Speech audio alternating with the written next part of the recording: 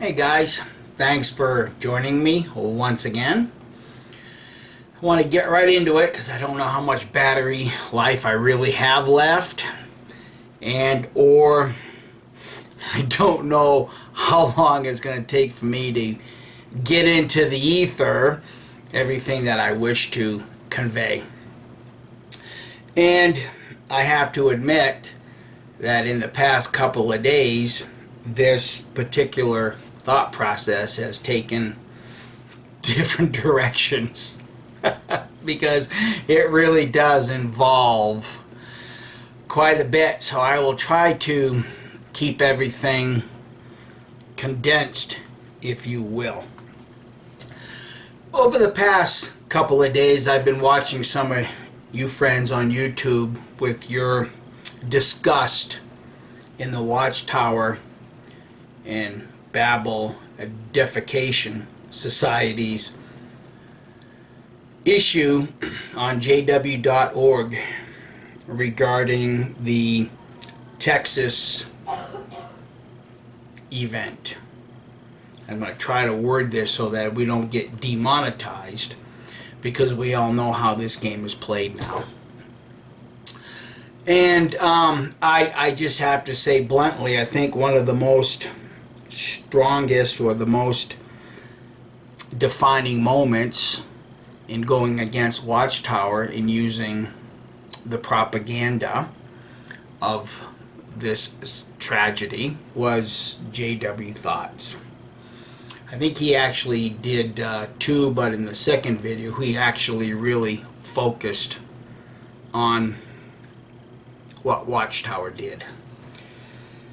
And what I want to do is I want to finish the job that J.W. Thoughts Wally started. But before I get into that, there's a much bigger issue at play here. And I kind of want to define that a little bit better so that we're all seeing the same thing. Okay? Because really what it comes down to is it's the doctrine of Chevron deference. And what this doctrine really is, it's a legal term that applies in our society that has to do with definition. And it really does apply to the Watchtower and Bible Deification Society. So let me give you a broader prospect of what this is. If you go to the channel Armed Scholar, that's the YouTube channel, and the name of the video is Supreme Court Issues Unanimous Decision to End the ATF. Go and watch it. If you don't comprehend it, watch it a couple of times until it sinks in. Now, this unanimous decision does not directly affect the ATF, which is the Alcohol, Tobacco, and Firearms. Because when laws are passed for certain things, there's always presumably ambiguity within those laws. And as things progress in time, different things come up, which allow a group such as the ATF to redefine the statute or the law. And we're seeing this in our society today. Because there's no specific terminology to define the law, well, the group of people that this law has been handed over to, well, you get to define the terms, such as bump stocks and firearms is not a machine gun. But the ATF goes along and throws that into the ether. Or if somebody comes up with another set of triggers, just a trigger housing that makes a gun more rapid fire, does not allow the ATF to term that little block of trigger sets as a machine gun.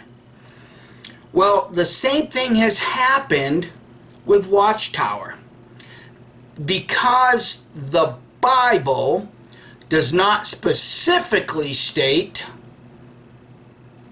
Watchtower and or religion, Christian religions in general, get to define the terminology until such things are taken to the Supreme Court. Then you get a much more closer definition of what law is and or what it was intended to mean. So this whole concept of Chevron deference really allows a specific group to redefine or add into the law what they interpret it to be. So let me give you some more examples here. Okay? Several years ago, there was an ex-JW, a very popular one, that used Chevron deference. Now, whether he recognized he was using this or not, that's what it came down to be. Such as his video, My Split with Aggressive Activism. This community back then, by far and large, allowed him to define what aggressive activism was. And if you didn't like his terminology, then you became part of the people that they went after. Because we allowed him to define specifically what aggressive activism was. Okay? Same thing with Watchtower.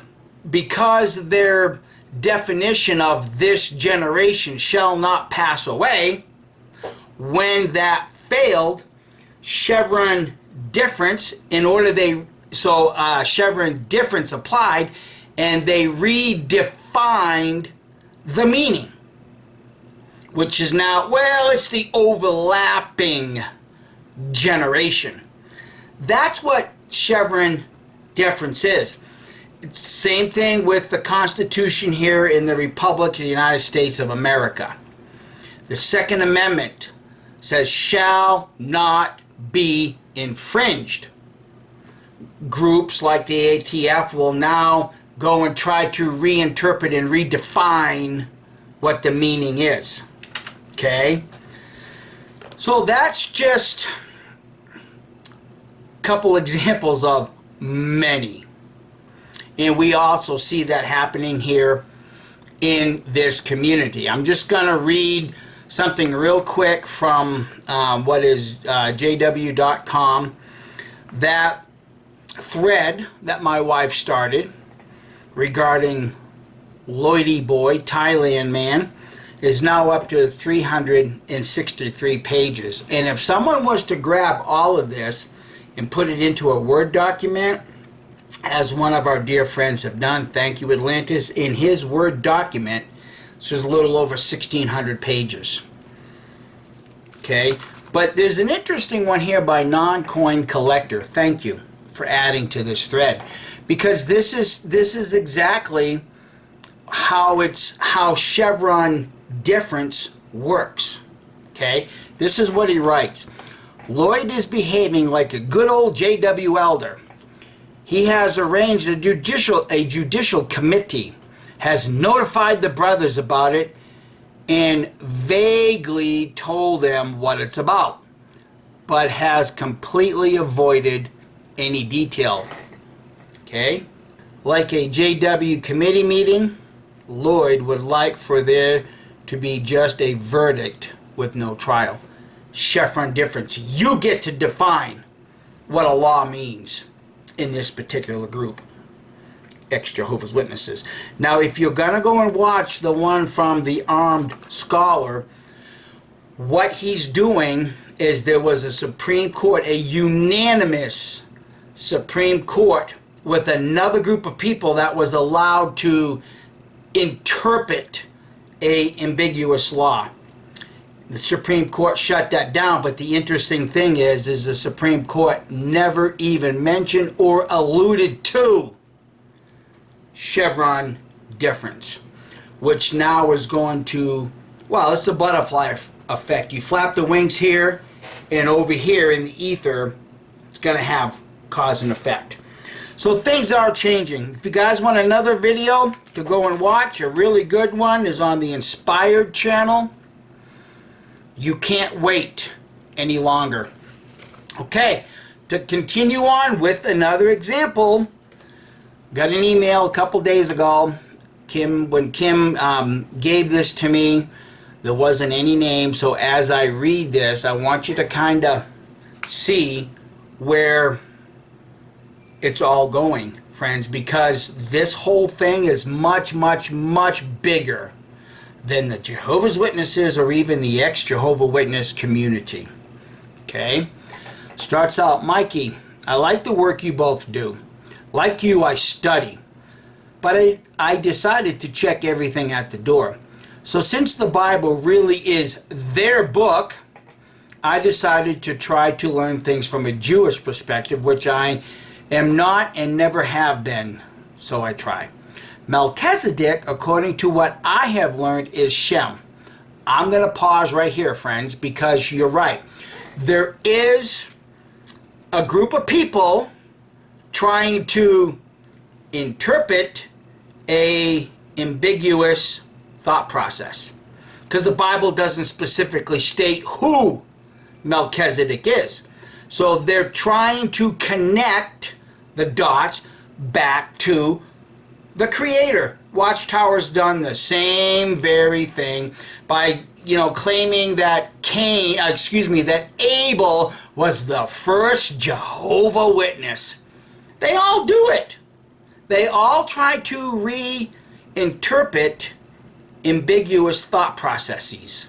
They all do it without really looking at what's in front of their eyes. Shall not be infringed means shall not be infringed. Okay, going on. As for Jesus being a Canaanite, the links to Rahab and the Moabitess also, I will add, well, his father in reality is reputed by Greeks and Jewish sources to be Tiberius Julius, I can't pronounce, Pantera, Roman soldier. So let's add that to the mix. See, once again, when you have ambiguity into the mix, anybody's allowed to interpret it any way they want. And I'm gonna, like I said, I'm gonna cut the throat with this one at the end. Okay. Celsius believed that Jesus taught that what Jesus taught was mainly Greek philosophy. His works are lost. According to Jewish belief, the end must come before 2240, the end of the sixth day. Well, there again, if you go to Jehovah's Witnesses.com, .net, whatever the hell you want, Watchtower, jw.org, and you read all this literature, the end will come at the end of the sixth day, which was 1975. They all do it, especially when it comes to the Bible. Okay, so now the Jews think the end's going to come in 2240. Whew, I'm sure glad to hear this, because everything else put into the ether is going to completely fail until 2240, the end of the sixth day. Going on, there have been worlds before this one, but have been wiped out to start again. Yes, that's in the ether also. What's underneath the ground, and when you have archaeologists that are willing to give a more clear and precise interpretation, one that's not bought off by academia, you just might learn a little bit more about the worlds that have come before us. When and how many is unknown. There are other worlds outside of this world. God created evil so people could have free choice, and he hides behind his creation, so you must seek him. Jesus' blood is not required. I've learned that also. Because, well, there again, it all goes right back to human sacrifice, which I'm going to bring in the very end to cut the throat of Watchtower. Okay, going on a little bit more, not required. True repentance only. No one can pay for his sins, can pay for the sins of others, etc., etc. Yes. Going on, let's see, let me just kind of scan through this to just see if there's anything that's really going to be pertinent to any of this. Yes, you're right. After Abraham tried to sacrifice Isaac, there's no more conversations between Isaac and Abraham. Do your research, think for yourself, and stop letting Chevron deference play into your mind. Stop letting others to define what truth is. Now, Wally, JW Thoughts, perfect. Perfect, perfect, perfect. With the addition to this. For a very long time, going all the way back to the Nicene Council, the Roman state, the Roman government said, here's a book. Of course, it was all put together by the religious leaders in his day. Here's a book. You can interpret it the way you want. That's what happened, friend, because there's too much ambiguity in those 66 books and or letters, however you want to interpret it. So the Watchtower and Bible Defecation Society took the current situation in Texas and decided to run an article and show how horrible it is.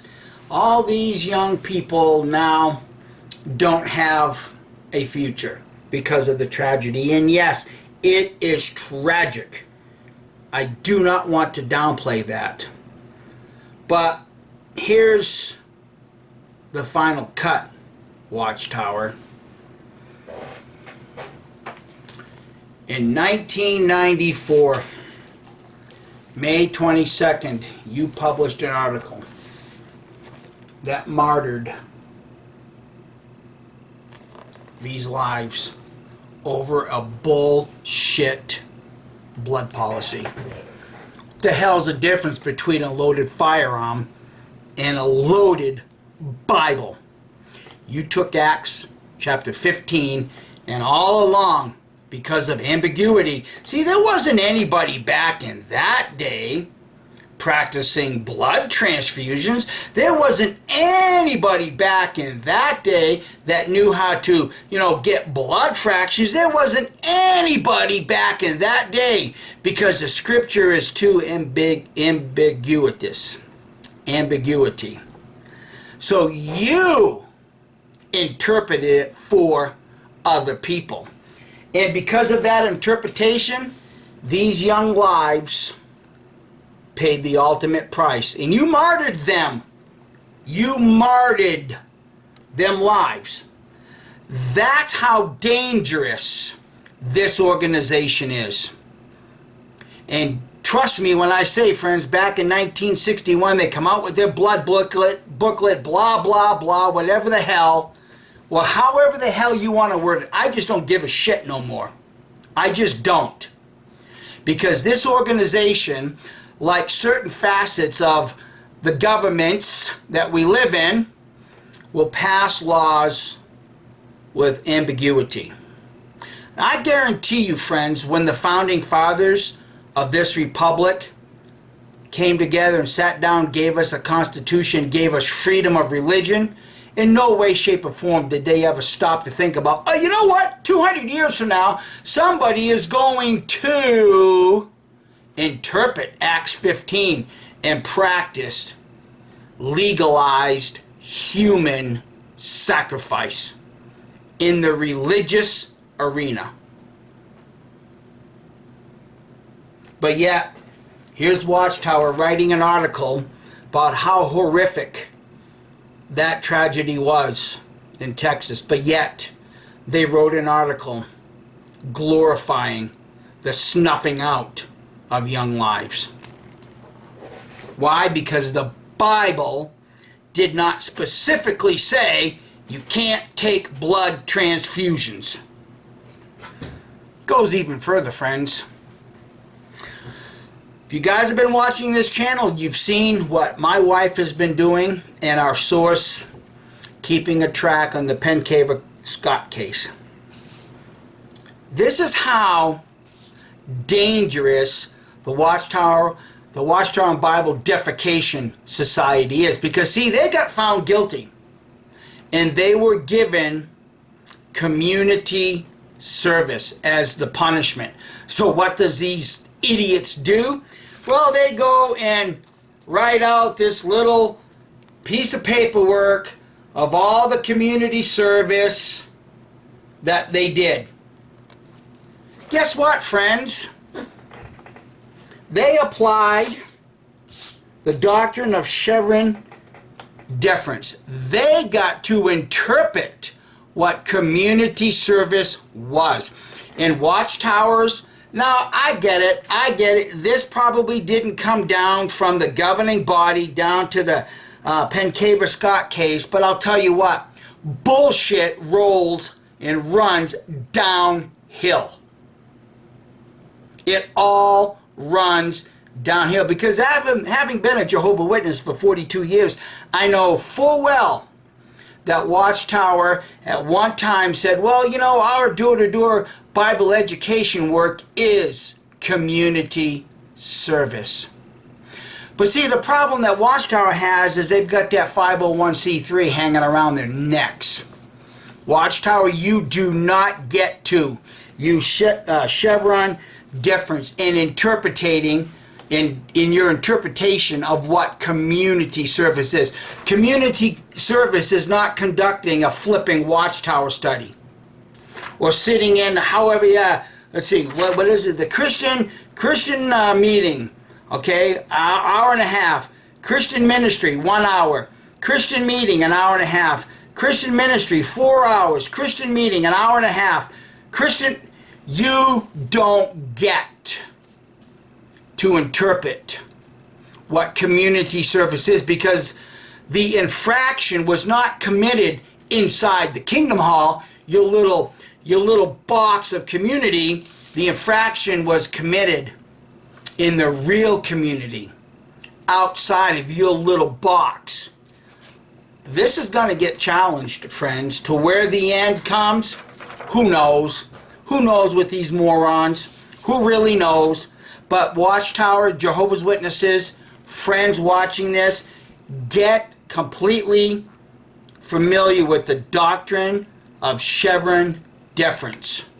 Because when laws, even outside of religion, gets passed, there's always going to be somebody to interpret the meaning themselves. And that's why we have a Supreme Court, United States of America. Because when these little groups like Watchtower try to define or interpret law themselves, that's why it goes to the Supreme Court. And that's why in this one particular case, if you take the time to go and watch the Armed Scholar, the Supreme Court issues a unanimous decision. The butterfly flaps its wing here, and the ether still moves over here.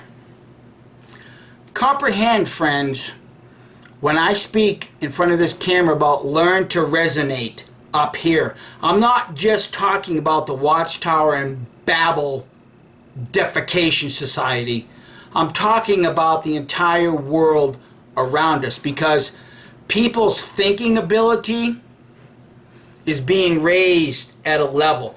All you got to do is look around the crap that's in our society, including in the religious world.